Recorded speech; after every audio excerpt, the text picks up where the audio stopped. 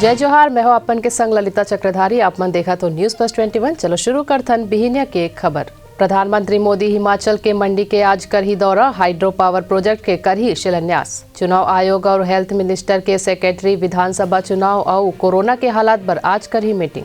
केंद्र सरकार हा जारी करिस good governance index, group B के राज्यन में छत्तीसगढ़ नंबर 1 स्थान में।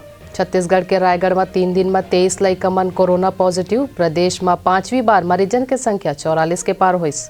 10वीं और 12वीं सीजी बोर्ड परीक्षा केंद्र में ही होही। शेड्यूल यही सप्ताह होही जारी। सेंचुरियन में भारत और साउथ अफ्रीका के बीच पहले टेस्ट के दूसरा दिन के मैच आज खेले जाही। 15 ले 18 साल के लइका मन ला 4 हफ्ता के अंदर ले लगी कोरोना वैक्सीन। कन्नौज के इत्र कारोबारी पीयूष जैन अरेस्ट, घर ले मिलिस 257 करोड़ रुपए और सोना चांदी के सिल्ले। टीम इंडिया के पूर्व कोच बोलिन रोहित ला वनडे कप्तान बनाना सही फैसला, कोहली बल्लेबाजी में दे ध्यान।